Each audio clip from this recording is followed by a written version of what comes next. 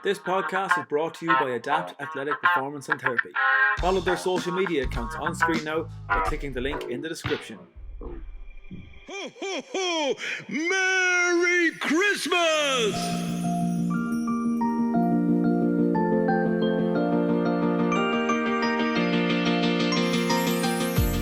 You're listening to the Ball Talk podcast with me, Ryan Bailey, and this is part of a new mini-series called the 12 Pods of Christmas.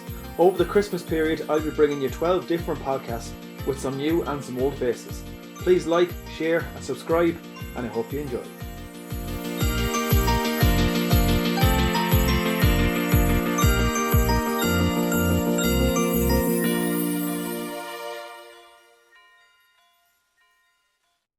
Today I'm joined by Brendan Egan. Brendan, you're very welcome to the podcast.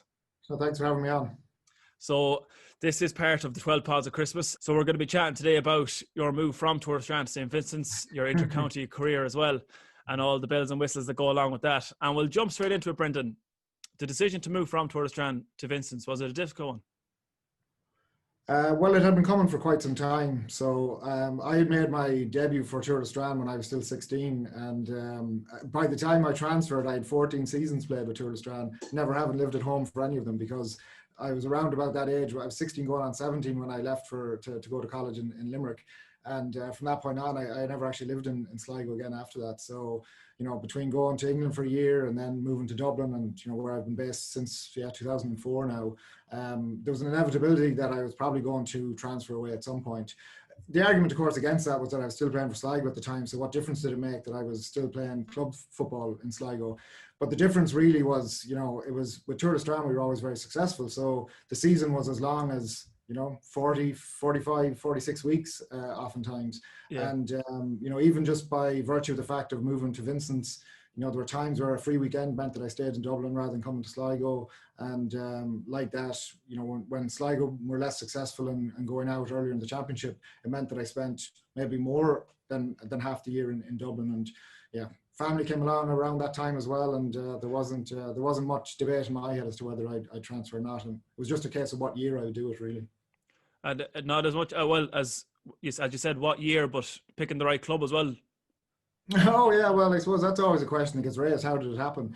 Well, I'd been based in DCU from 2004 to 2008 doing my PhD, and at that time, Mickey Whelan was one of the coaches that we'd had with the Sigerson team, and so I actually had trained with Vincent's on and off over that period of time. So inevitably, what happened is, you know, the Sligo campaign would end, Tourlestrane would still be going quite far in the championship. I'd have no one to train with in Dublin because the Sligo lads were no longer training together, and so I was always looking for a club to train with.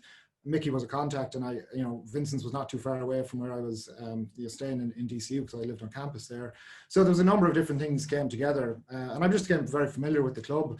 And ultimately, a couple of times then in the aftermath, so I was obviously in Sweden for a couple of years as well. And when I came back again, Vincent's was a team that I trained with when the Sligo campaigns weren't in play. So it was an inevitable move, yeah.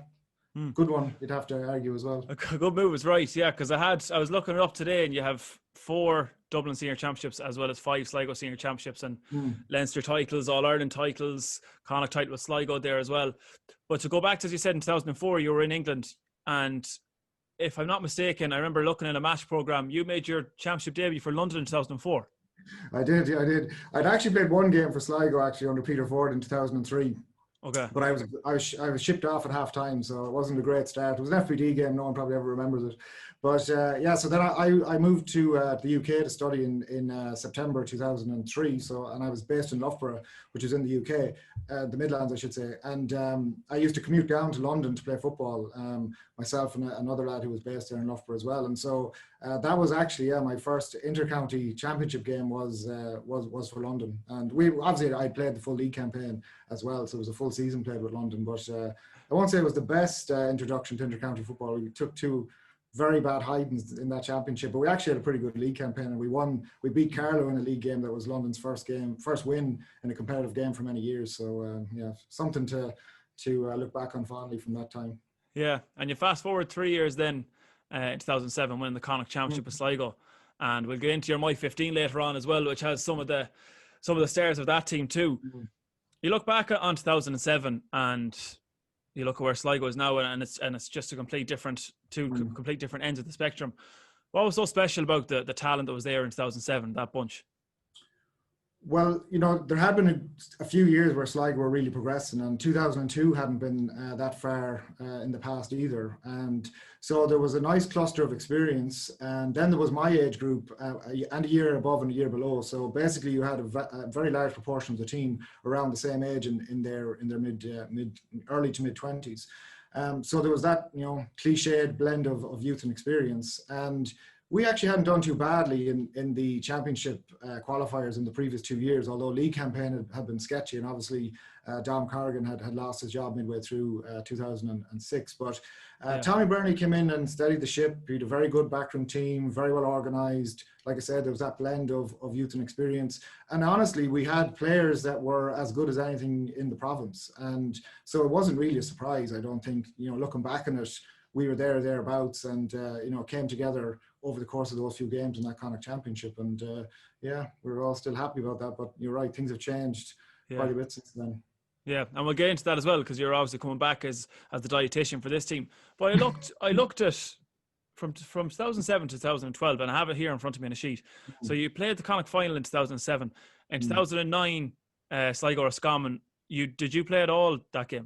So I was away for that. That's the funniest thing of if I reflect on my Sligo career, it's been vast majority of seasons were losing seasons, and even that era under Kevin where things were really successful and there was a real buzz around the county, I missed 2 of those years. So if I don't think I was ever involved in a promotion playing for Sligo. I don't think I played in too many league campaigns where we won more than we lost either. I was definitely involved in a couple of relegations. So between the Connacht final win and don't forget we won an All-Ireland junior title as well. Yeah, have that here as well. Yeah, some point along the way. So I definitely, as I say in America, I've had more losing seasons than winning seasons with Sligo. That's for sure. Yeah. Because I have it here, as I said. So 2007, you started at you were number 11, if I'm not mistaken, against Galway in the Connacht final. And then 2009, Sligo lose to Roscommon. You were away, as you said. 2010, you play wing forward for the juniors against Kerry. And 2 years later, you're back starting for the seniors against Mayo in the Connacht final. With the junior, how did it come about going back playing junior then? Well, that was a funny story. So I had obviously moved to Sweden in late 2008, but I didn't transfer out of Tourlestrane, as a club player, so I was still eligible to play, and the plan was to actually try and play. So, funny enough, again, this is these long-winded stories, but in 2006, I was actually based in Stockholm for the summer, and I flew back and forth for every game under Tommy Brennan. So I think I flew back like 5 or 6 weekends in a row. So I was used to traveling. Look, driving up and down to Dublin was nearly as bad as flying to Stockholm. So I ended up that year, 2009, which it would have been, I flew back for several championship games to play for Tourlestrane. I hadn't played any league. I'd kept busy by playing. There was actually a pretty decent 9-a-side Aussie rules tournament in Stockholm. There was 5 teams. Right. And funny enough, I even played for the Irish national Aussie rules team, the real Aussie rules. We won a European championship somewhere along the way as well. But so anyway, I was in decent shape, and I started coming back for games, and obviously we won the championship. But somewhere in one of the games, it was in Tubbercurry, and myself and Adrian McIntyre, I don't think we played. Adrian may have played some of the earlier games, I'm not sure, but I hadn't played any of the earlier games, and there's people probably have still opinions about that. But obviously they got to the final, and the next thing we had won some championship game in Tourlestrane. The next thing I saw Kevin Walsh, and it was one of the other selectors, maybe Paul Durkin, bound in the fence to come in and speak to myself and Adrian McIntyre. So basically the question was put to us, would we be interested in playing in the final? And I can't remember, was it a couple of weeks later what the case was, but anyway, I flew back from Stockholm for that game. That would have been actually 2010, because I was eligible on the basis that I hadn't played for Sligo in 2009. So in that way, you have to, the way Sligo's set up was, you had to be not playing senior championship the year before. So by virtue of missing 2008, 2009, I was then available in 2010, and that's how it all came about. So anyway, it was I was well used to it at that stage, all the travel. Yeah. Luckily it went well on the day, but moving around a bit in terms of positions and everything as well. So yeah, and then 2011, did you go back into the senior setup? So I moved home then literally that Christmas 2010/New Year 2011.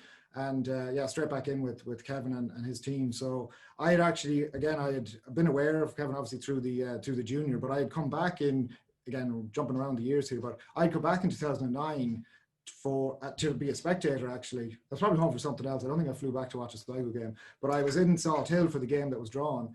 And I mean, I was looking at this team going, and now bear in mind we had a really bad year the previous year, 2008. We got hammered up in Mayo. And but anyway, I was looking at this team and I was going like, this is just a metamorphosis. Like, this is a completely different team.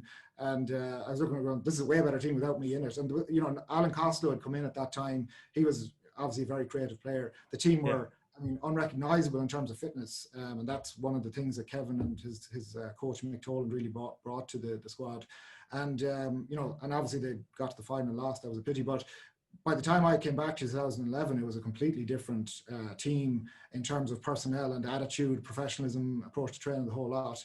And obviously we didn't get over the line in any of those years, but it was a great setup to come back to. And straight back in 2011, and then obviously played until I finished a couple of years ago.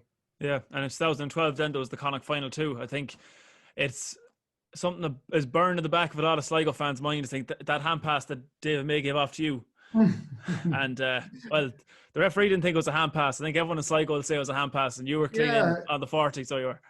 No, it's funny that you actually say that, because you know, I watch very few games. Anyway, I watch very few of any. I don't know if I've even seen that game, but I can picture that moment as clear as it happened just a minute ago, because it really did feel like a turning point at the time, and it was a totally crazy call as well.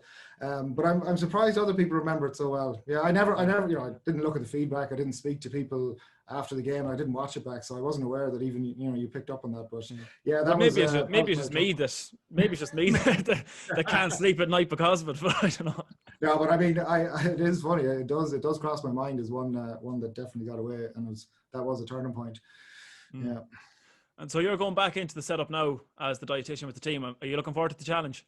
Well, I have to correct you now. I'm not actually the dietitian. So my role is more of an oversight role from the whole area of sports science. So my background obviously is in sports nutrition. Is I do practice as a sports nutritionist, but my you know, academic expertise is in physiology and training and nutrition as well. So I'm really back in there in a more of an oversight role. You know, diet. You know, obviously nutrition is one element that I'll be keeping an eye on, but it's a picture of the whole thing, and it's not really too hands-on. You know, it's more just the expertise that's in there is very strong, and I'm really just, you know, trying to keep it all pieced together and critically, you know, challenge people and so on. But yeah, it looks like a good setup. Just a random enough question now before we would go on to the club stuff with St Vincent's. The brother said to me, he said, "Well, you ask Brendan how many pairs of Predator Manias he has and how he keeps them so well." Good question. Well, I can't tell you how many I have been through, but I get a couple of seasons out of each. So again, it's only a certain age group that would probably appreciate the Predator Manias, but around about, I think it was 2002 they came out, and I had a couple of pairs around then. And then we had this really bad spell of performances with Tourlestrane between, like, you know, 2002, 2004. And I was constantly fiddling around with boots and trying these different boots and all this silly stuff. And eventually, you know, it's like the carpenter blames his tools, but I decided that I was just going to start wearing the boots that always felt best to me. And basically, I went and bought a whole load of Predator Mania. At one point, I did have 5 pairs of Mania in storage, because they were still retailing at that time. You could get them on eBay from all over the world at that time for around about €200, which was more than most boots at the time. But subsequently, they've gone up in price. I don't think I bought a pair in about 3 or 4 years. I've moved on to like the 2004 model of the Predator to try and keep me going. I'm still wearing the old school boots, but it had got, like, the prices are gone mad. They're like 400, 500, 600 quid if you can even find them anymore on eBay. So I stopped buying them definitely a few years ago. Other priorities came into the finances. Yeah, you can get pairs for 80 or 90 quid, but they don't last as long. Well, when the remakes came, I didn't bother me with them, because you know, they were remakes, they weren't the real thing. And I did see a few people with them, they just didn't look or feel the same. So no, I the long running joke, I still have one pair, I still have a pair of white ones. And the running joke at the moment is, am I going to continue to wear them until they burst, or am I just going to put them into storage and stick them on a wall or something like that? So I haven't quite decided. Every year it seems to be like, could be the last, but no, I'm hanging in there at the moment.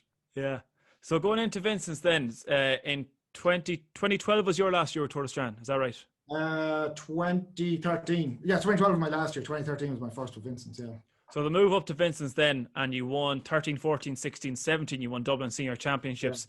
and obviously played this year in the championship as well. The move to Vincent's, how did you find it in terms of the whole setup and system and playing in Dublin compared to playing in Sligo?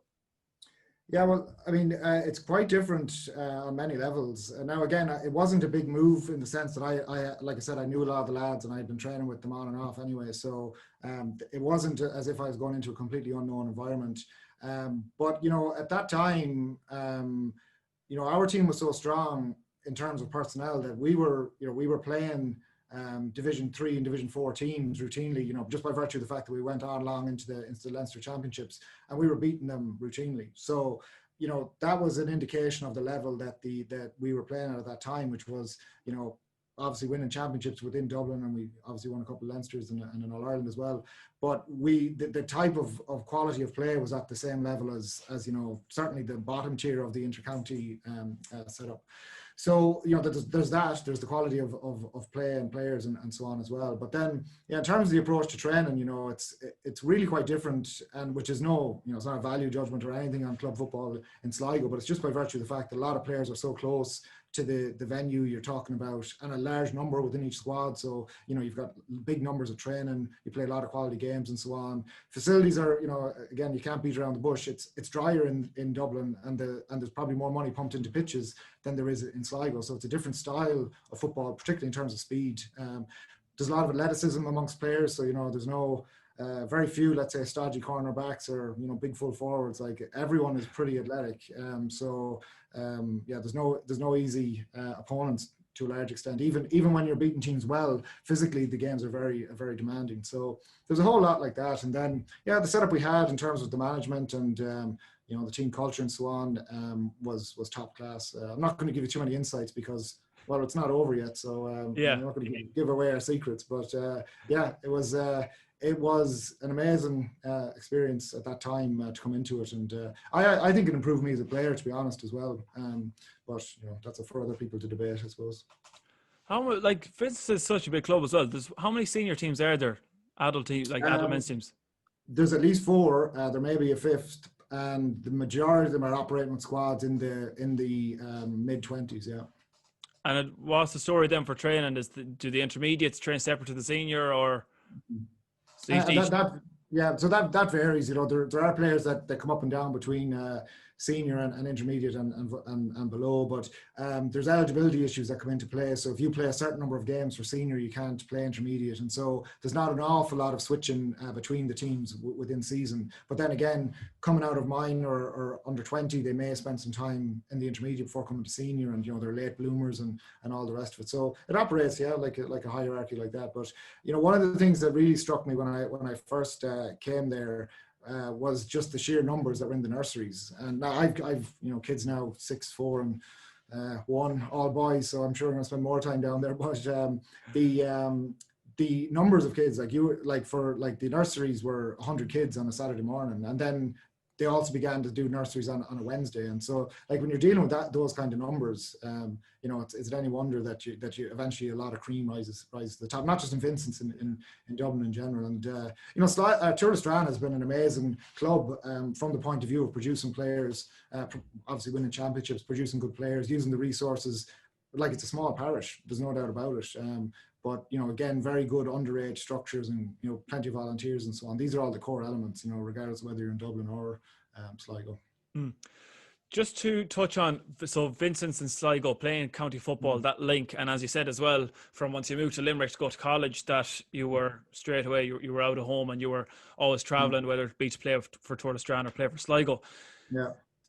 You were on Ocean FM there, what, 3 weeks ago with Con and Austin and Liam, talking about the incentive for you to go back and play for Tourlestrane as well as go back and play for Sligo. What just drove you to keep coming back to Sligo year after year?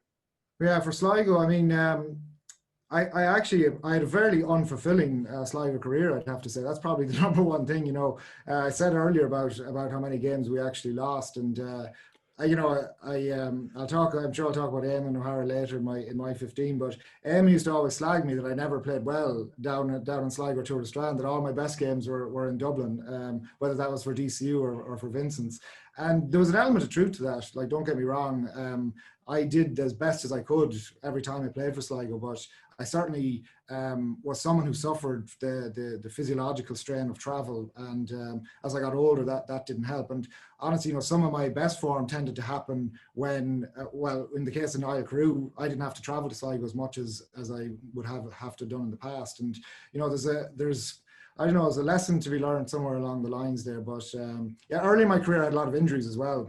So I had this chronic groin problem from when I made my debut until I had actually an operation in Germany 2 weeks before we played New York in 2007. So I was barely back for the Connacht final. So there was basically to cut a long story short, I don't think I ever really played to my true potential. And then, so at the end of every year, I'd be like, I'm definitely going to go back and try and do it this year, Then eventually age catches up with you, and that's the way it goes. But look, I also love playing for Sligo, and inter-county football is a great place to be. And when I was speaking on Ocean FM, it wasn't that I was suggesting that inter-county football isn't an incentive. It's just that there are other incentives now that I think people are prioritising over football. And you're saying you're about your Sligo career, though. Would you look back on it fondly as well? Like there are fond memories of it. Yeah. I mean, the thing is that most people, what they understand is the results in games and how did you play and so on and so forth. But like as most people who've played the game know, you spend at least 4, if not 5 days a week where you're in the company of your teammates. And, if you didn't enjoy the company of your teammates and, the laugh, and well, especially if you're based in Dublin, you need a certain humour to be able to go up and down the road that many times a week with the same guys. So, I have absolutely no regrets about playing. And in fact, in some ways I wasn't ready to finish playing when I did, but as I said, I didn't retire. I just stopped playing because the demands at that time were such that I wasn't going to be able to make the travel anymore. And so that was the end of that.